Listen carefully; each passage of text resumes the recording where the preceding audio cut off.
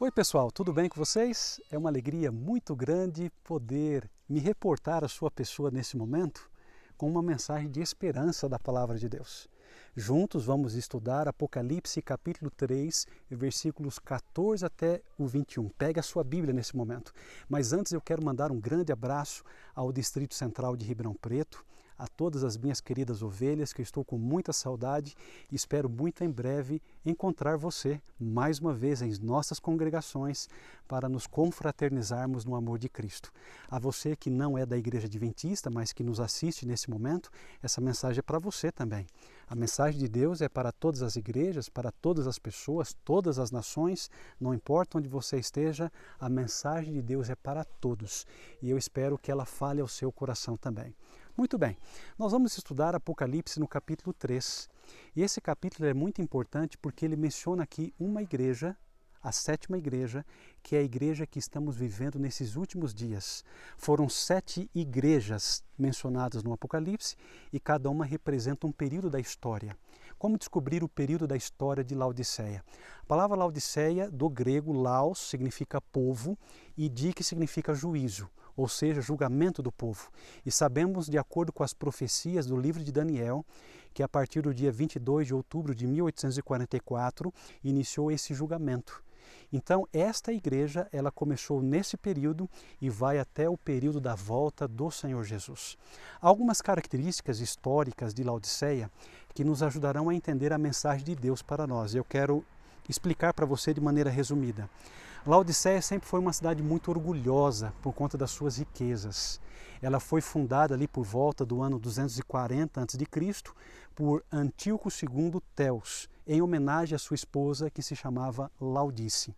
E essa cidade era muito rica por conta dos juros bancários. Havia também uma lã negra que eles comercializavam e uma escola de medicina que fabricava um pó frígio que servia para as inflamações oculares. E essa cidade, ela era tão orgulhosa de suas riquezas que no ano 60 depois de Cristo, ela foi devastada por um terremoto e ela não aceitou a ajuda de Nero, que chamou essa cidade de uma ilustre cidade. Orgulhosamente os cidadãos disseram que preferiam reconstruir essa cidade com os seus recursos próprios. Vamos compreender o que Deus deseja dizer a essa igreja. Sabe por quê? Porque quando nos deparamos com as demais igrejas do Apocalipse, você vai perceber que existe elogios, reprovações, conselhos e também promessas.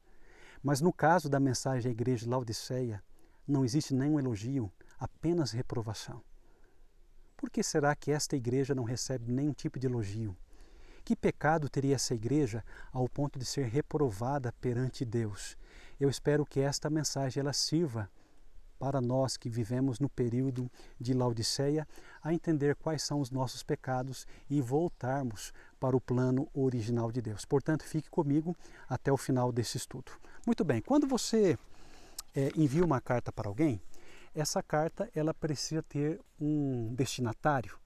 E percebemos, de acordo com Apocalipse capítulo 3, versículo 14, que há um destinatário dessa carta, ao anjo da igreja de Laodiceia. Vamos ler?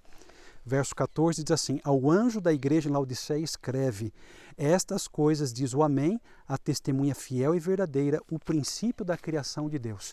Portanto, o remetente é o Amém, a testemunha fiel e verdadeira e o princípio da criação de Deus. A pergunta é: quem é esse anjo? De acordo com Hebreus, no capítulo 1, verso 14, esse anjo é um mensageiro. É o portador da mensagem de salvação que deve ser proclamada a este mundo. Portanto, primariamente, este anjo simboliza os líderes da igreja de Deus nos últimos tempos. Só que como esses líderes, eles pregam às suas igrejas, eles pregam aos seus membros, não obstante, esta mensagem é para todos também. Sejam pastores, anciãos de igreja, líderes de departamentos e até mesmo aqueles que não têm cargo. Porque de certa forma, nós exercemos uma liderança, seja dentro de casa, no ambiente de trabalho, esta mensagem é para todos. O anjo significa o mensageiro. Agora, o remetente, há 3 nomes para ele. E sempre Cristo se apresenta às igrejas através de um nome que simboliza uma solução para o seu problema. A palavra amém é uma interjeição que significa assim seja, certamente. por ser a última igreja do Apocalipse, logo virá a volta do Senhor Jesus. Portanto, pode simbolizar a consumação de todas as coisas. Em segundo lugar, ele é a testemunha fiel e verdadeira.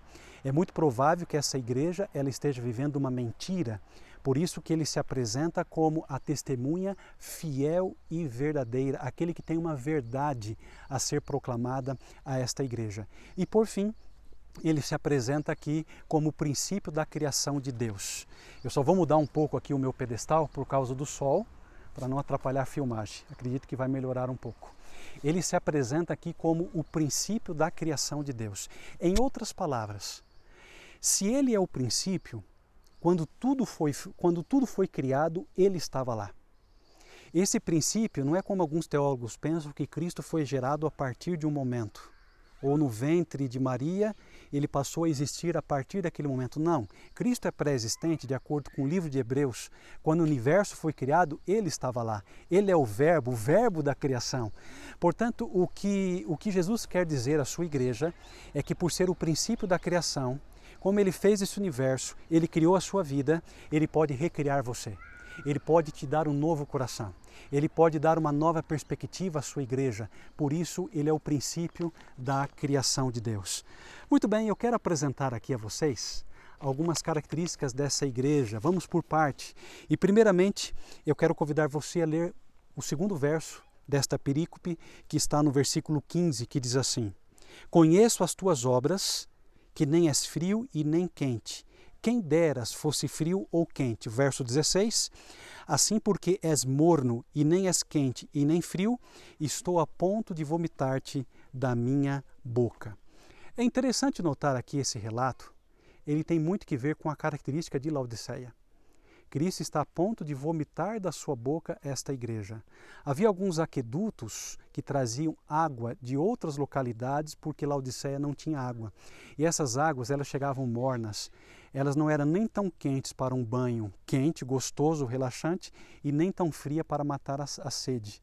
E a água morna é usada como emético. Quando uma pessoa precisa vomitar, ela ingere água morna. E além do mais, essa água era insalobra, ela não era uma água boa de se beber. E perceba que Jesus usa um contexto daquela cidade para trazer agora uma mensagem espiritual. Eu estou a ponto de vomitar vocês da minha boca. Perceba no verso 15 e 16 que o problema de Laodiceia não são as suas obras, pois ele diz, conheço as tuas obras, assim como disse nas outras igrejas. É por isso que essa é a melhor maneira de interpretar as profecias do Apocalipse, a maneira historicista. Deus conhece as nossas obras porque Ele atua na história. Desde da igreja de Éfeso até a igreja de Laodiceia, Ele está acompanhando as obras de sua igreja. E por conhecer as nossas obras, Ele consegue identificar qual é o nosso problema. E aqui nós percebemos quais são os problemas da igreja de Laodiceia. Há três possibilidades, de acordo com Cristo, de produzirmos obras. Primeiro, obras frias, depois, obras quentes e, por fim, obras mornas. As obras frias simbolizam as obras da carne, ou seja, atos pecaminosos. Isso é algo natural, porque longe de Cristo, nós vamos produzir o que o nosso coração carnal sabe produzir, que é o pecado, nascemos em iniquidade. Já as obras quentes é o oposto da obra fria, ou seja, são as obras do Espírito, as obras da fé. E por fim as obras mornas, que é uma mescla entre o quente e o frio, que gera água morna. Em outras palavras, esta igreja, ela aparenta ser quente, mas ela tem aspectos carnais, ela vive de uma certa aparência. Se não vivesse de aparência, ela produziria obras quentes. Mas ela é uma igreja que é fria, e ao mesmo tempo aparenta ser quente, e por conta disso ela é apresentada como uma igreja que produz águas mornas. De acordo com a Bíblia, isso são obras da lei. Sempre que você lê obras da lei nos escritos do apóstolo Paulo, uma melhor tradução, uma vez que não tinha no grego essa expressão, você pode usar o termo legalismo. É mais fácil de compreender o que Paulo queria dizer. É uma igreja que produz as suas próprias obras e que acha que por meio disso ela conseguirá alcançar o favor divino. Isso levou no ano de 1888 uma grande discussão na Assembleia Geral da nossa igreja a discutir o assunto da justificação pela fé. A fé ela é importante, As obras também são importantes, mas muitos colocavam as obras na frente da fé, pensando que pelas obras alcançariam o favor de Cristo. E desta forma, Jones e Waggoner pregaram um excelente sermão, que mais à frente Ellen White corroborou com essa mensagem, dizendo que estava correta, mesmo que lá na frente eles viessem a apostatar dos caminhos. Mas naquele momento, eles pregaram uma mensagem que a igreja precisava compreender, que era a justificação pela fé e não pelos nossos méritos e não pelas nossas obras.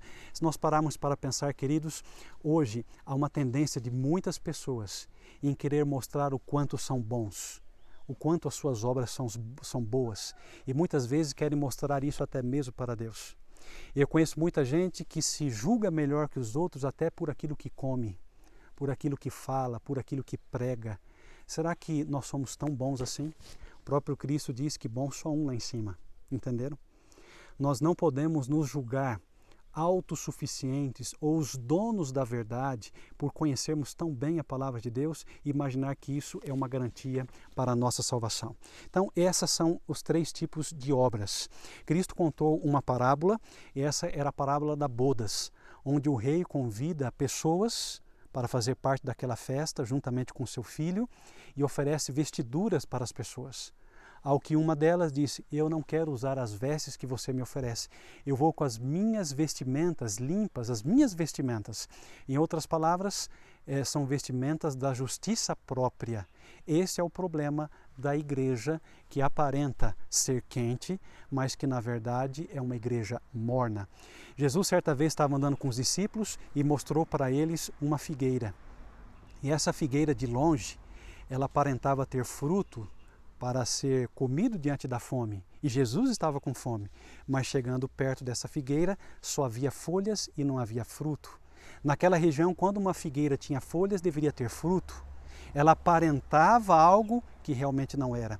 E Jesus comparou essa figueira ao sistema religioso dos fariseus. Eles aparentavam ser uma coisa, mas na verdade eram sepulcros caiados. Eles viviam uma religião legalista, eles viviam uma religião que pregava algo, mas que lá no íntimo a motivação dessa pregação era algo totalmente diferente. Veja, o problema dos fariseus não era a prática da lei, eles praticavam, eles seguiam corretamente a lei, eles davam dízimo de tudo, eles eram fiéis à lei. O problema eram as motivações por detrás dessas obras. Eles queriam mostrar o quão bons eles eram e por conta disso foram duramente reprovados por Jesus. Eu quero analisar aqui alguns versos com vocês. Vamos rapidamente ler o versículo 15 e o 16, que diz assim: conheço as tuas obras, que nem és frio nem quente, quem dera fosse frio ou quente. Assim, porque és morno e nem és quente nem frio, estou a ponto de vomitar-te da minha boca. Essa passagem diz que Laodiceia foi avaliada. E este era o problema dela. Não era quente e nem fria, quem dera fosse. Você pode se perguntar: pastor, seria melhor então que nós fôssemos frios, carnais, do que pelo menos mornos, aparentando ter obras quentes e tentando deixar o lado carnal? Ao que tudo indica, o texto sim, e eu vou explicar para você. Veja o caso de Nínive. Nínive vivia em pecado, e esse pecado ele era aberto, era escancarado. Quando Jonas pregou, o povo rasgou as suas vestes, colocou cinza sobre a sua cabeça e se arrependeram dos pecados. É muito mais fácil você convencer alguém que peca abertamente e que reconhece seu pecado do que aquele que peca de maneira secreta e não diz a sua condição. Por outro lado, Deus tentou pregar ao povo de Israel, que rejeitou a sua mensagem mesmo conhecendo a verdade. Perceberam? Então, é muito mais fácil você lidar ou com frio ou com quente, porque o morno ele é hipócrita. Ele diz que está tudo bem com ele, quando na verdade tudo está mal. Ele diz que é rico, mas ele é pobre, cego e nu. Ele diz que está bem vestido, mas ele não tem roupa nenhuma. Esse é o problema de Laodiceia, é aparentar ser algo que realmente não é. Então, Laodiceia está duramente enganada. E vamos ver o versículo 17. Pois dizes: estou rico e abastado, e não preciso de coisa alguma, e nem sabes que tu és infeliz, sim, miserável, pobre, cego e também nu. Perceba que a opinião que Laodiceia tinha de si mesmo é uma opinião totalmente diferente daquela que Deus tem de Laodiceia. Muitas vezes nós achamos que a nossa opinião é o que importa, e não é. É o assim diz o Senhor, é a palavra de Deus. Deus nos conhece. Lembra que eu disse para você que Ele é o princípio da criação? Ele formou você, Ele conhece os seus anseios, conhece as suas dificuldades, conhece as suas intenções, conhece os desejos do seu coração. Portanto, não é o que eu penso, mas é o que Deus pensa. A propósito, existem muitas pessoas tão preocupadas com o que os outros pensam ao seu respeito que acabam moldando o seu modo de agir, a sua vida, para agradar as outras pessoas. E esquecem de agradar a Deus, adorando a Deus, servindo ao Senhor e fazendo justamente aquilo que Ele pede. Então esse era um grande problema de Laodiceia, não enxergar a sua própria situação. Ela produzia um colírio nas escolas de medicina, mas estava completamente cega da sua situação. Um outro detalhe é que Laodiceia ela é aconselhada no verso 18, a Bíblia diz assim: aconselho-te que de mim compres ouro refinado pelo fogo, para te enriqueceres, vestiduras brancas para te vestires, a fim de que não seja manifesta a vergonha da tua nudez, e colírio para ungires os olhos, a fim de que vejas. Laodiceia é aconselhada a comprar essas coisas. É estranho essa expressão comprar, né? É como se a salvação fosse comprada.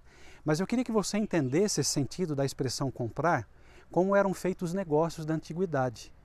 Era uma moeda de troca. Então, se você, vamos trazer para os dias atuais, eu planto milho e eu troco então por batata.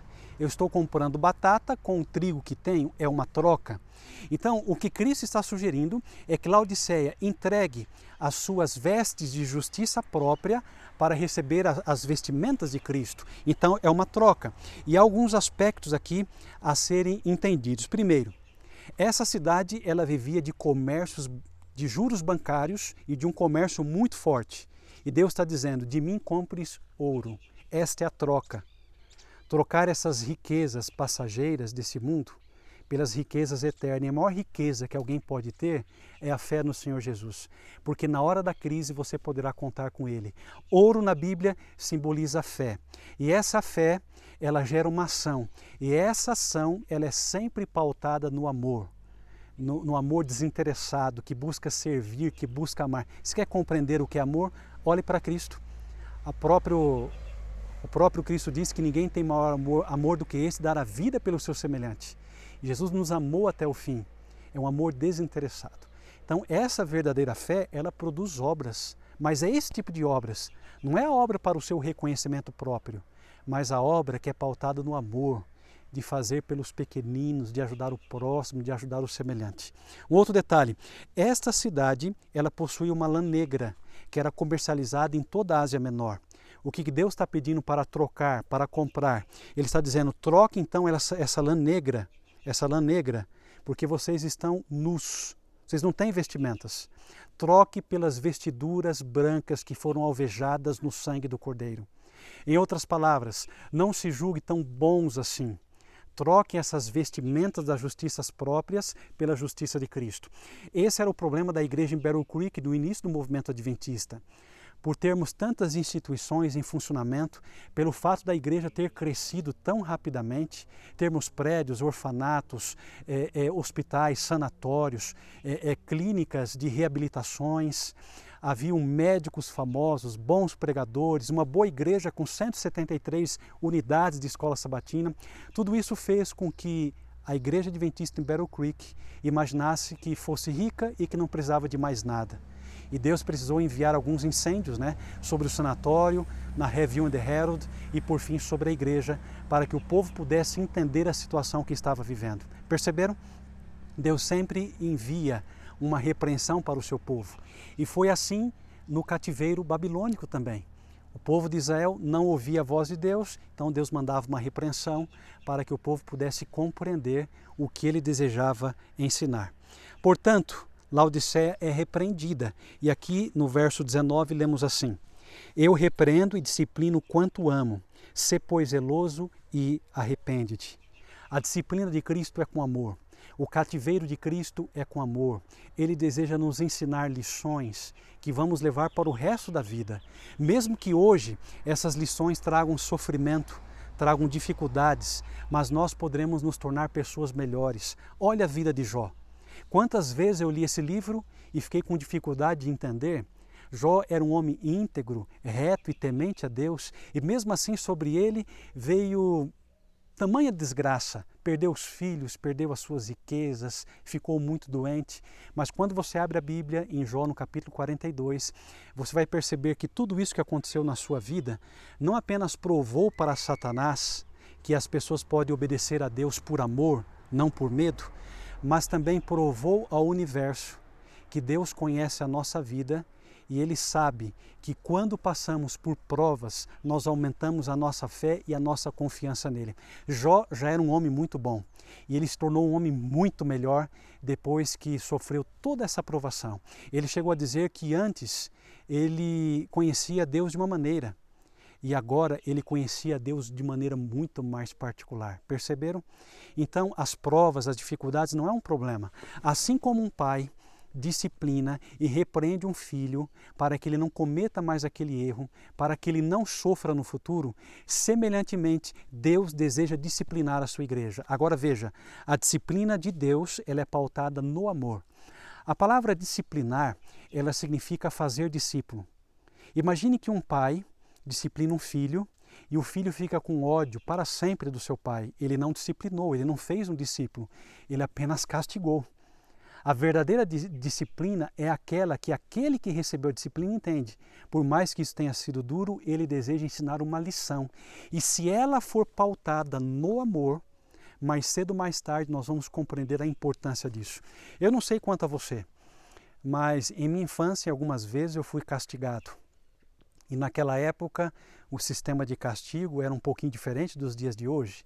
Os nossos pais usavam cintos, usavam chinelo, ou quem sabe alguma outra coisa para dar umas palmadas nos seus filhos. Na hora nós ficávamos um pouco bravos, não gostávamos daquilo, mas lá na frente entendemos que tudo aquilo serviu de repente para formar o caráter de alguém, para ajudar a corrigir o caminho se estávamos andando de maneira tortuosa. Não estou dizendo que essa é a única maneira de disciplinar, mas que naquele momento, embora tenha doído um pouco, lá na frente a gente agradece toda essa disciplina que nós recebemos. É assim que Deus age também com os seus filhos. Deus disciplina com amor e Ele pede, arrepende-te. Ou seja, não caia no mesmo pecado, não caia no mesmo problema, para que eu não precise disciplinar novamente.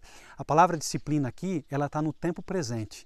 Quantas vezes for necessário, Deus vai disciplinar. Uma vez, duas vezes, três vezes, quantas vezes for necessário para que você não torne aquele mesmo caminho e agora você viva um caminho muito melhor do que o caminho em que você andava. Um outro detalhe é que Laodiceia precisa abrir a porta e agora está no versículo 20 que diz assim: Eis que estou à porta e bato, e se alguém ouvir a minha voz e abrir a porta, entrarei em sua casa e cearei com ele e ele comigo. Há duas portas na Bíblia, no livro do Apocalipse. Há uma porta que só Cristo pode abrir. E essa porta ela está aberta. Ok? A porta da graça está aberta, escancarada para mim e para você. Simboliza que nós podemos passar por essa porta. Simboliza que nós podemos adentrar ainda os portões da cidade santa para morar e reinar com Cristo para sempre. Mas há uma porta que só eu posso abrir. E esta é a porta do nosso coração. E quando a Bíblia diz que Cristo está à porta, batendo, Ele está do lado de fora. É sinal que essa porta ainda está fechada. Ela precisa ser aberta. Querido, entenda uma coisa.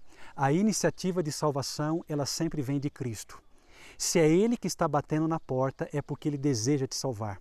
Se Ele está batendo nesse momento na porta do seu coração, é porque Ele deseja salvar você, Ele deseja te trazer para caminhos de retidão, Ele deseja oferecer o que Ele tem de melhor para você. Toda a iniciativa de salvação, ela vem de Deus.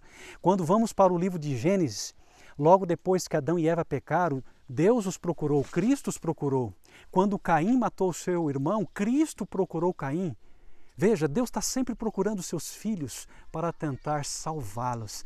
A iniciativa de salvação é sempre de Deus. Não é muito bom saber que Ele está batendo na porta do meu e do seu coração? E que Ele pode entrar. E se Ele entrar, Ele vai fazer maravilhas, proezas. Não gostaria você nesse momento de abrir o seu coração? A Bíblia diz, se hoje ouvirdes a minha voz, não endureçais o vosso coração, abra o seu coração, deixa Cristo entrar, porque Ele deseja ajudar a igreja de Laodiceia, Ele deseja ajudar você a vencer a dificuldade de Laodiceia que nós estamos estudando nesse momento. E por fim, amigos, o verso 21 diz assim, ao vencedor dar-lhe-ei sentar-se comigo no meu trono, assim como também eu venci e me sentei com meu Pai no seu trono. Quem tem ouvidos, ouça o que o Espírito diz às igrejas.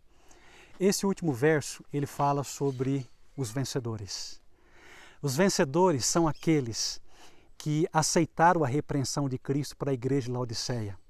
São aqueles que venceram a luta de acreditarem a salvação pelo próprio eu, pelas suas próprias obras, que deixaram de reconhecer que são bons e reconheceram que precisam de Cristo em sua vida. Ele disse, sem mim nada podeis fazer. Nós carecemos de Cristo. Ele é a única solução para que possamos produzir obras pela fé e não pelos nossos próprios méritos. Muitas vezes nos julgamos tão bons, não é verdade? Mas será que somos assim? No Pentecostes, Pedro pregou e 3.000 pessoas se batizaram naquele instante. Hoje uma associação inteira prega o ano todo e não conseguimos a proeza de 3.000 batismos como Pedro conseguiu. Amigos, estamos muito longe da realidade. O problema não é a quantidade de obras, até produzimos obras. O problema é que Deus está a ponto de vomitar essas obras de sua boca, não está agradando ao Senhor. Nós precisamos nos esvaziar do nosso eu para preenchermos de Cristo em nossa vida. Aí sim, as nossas obras serão aceitáveis a Cristo e elas vão fazer grandes coisas no plano de evangelização. Qual vai ser o resultado disso? Nós seremos vencedores. Primeiramente, porque aceitamos essa salvação em nossa vida, esta mensagem. E em segundo lugar, porque vamos levar a outras pessoas também. Portanto, o livro do Apocalipse diz que é imperioso vencer. Agora, diferente de todas as demais cartas do Apocalipse, além de Deus dizer ao vencedor, ele mostra, seja vencedor como eu venci o mundo. Então, olhe para Cristo, o autor e consumador de nossa fé. Veja como que ele venceu o mundo para que você vença também. E há uma recompensa. Nós sentaremos com o Pai ao lado do seu trono. O que essa mensagem quer dizer? Vencer o pecado da glória do eu. Esta é a mensagem de vitória. Vencer o pecado da glória do eu. E finalmente, o vencedor, ele vai compartilhar da glória e do poder de Cristo, assim como ele compartilha a glória do Pai. Portanto, amigos, toda honra e toda glória seja para ele. Essa é a mensagem da igreja de Laodiceia. Nós conseguiremos fazer muito mais coisas por Deus se nós sairmos de cena e deixarmos que Cristo ele vá à frente. Portanto, toda vez que você for pregar, entenda uma coisa: não é de você que vai sair o poder para convencer pessoas. Você vai ser um instrumento, mas Cristo vai à frente. Toda vez que você for cantar na igreja, lembre-se de uma coisa, não é porque você canta bem que as pessoas vão ser convencidas do Evangelho, é porque você vai sair de cena para que Cristo Jesus alcance as pessoas através da música. Essa é a mensagem da igreja de Laodiceia. Nós não somos tão bons assim como imaginamos ser. Nós não somos detentores de toda a verdade como imaginamos ter. Jesus é o caminho, a verdade e a vida. É nele que existimos e nos movemos. Que possamos aprender essa importante lição. Comprando de Deus aquilo que nós precisamos. Vamos recapitular. O ouro, que é a fé. Deixar de confiar em nós mesmos e confiarmos em Cristo. Devemos também comprar o que mais? Colírio para os nossos olhos, simboliza a obra do Espírito Santo em nossa vida, que tira a nossa cegueira espiritual e nos ajuda a enxergar o caminho correto a ser seguido. Mas também precisamos trocar as nossas vestes imundas de justiças próprias pelas vestiduras brancas do Cordeiro Jesus. Querido irmão, querida irmã, que Deus abençoe a sua decisão. Vamos viver esta mensagem. Esta é a última igreja do Apocalipse. Jesus está voltando. E eu espero que ao aceitar a repreensão de Deus, lá na frente, possamos entender que valeu a pena ouvir a sua voz, seguir os seus caminhos, porque já estaremos com Jesus lá no céu por toda a eternidade. Vamos refletir sobre isso? Vamos deixar a mornidão de Laodiceia e sermos uma igreja quente, uma igreja vitoriosa. Que Deus abençoe a minha e a sua decisão. É o meu desejo, minha oração. Amém.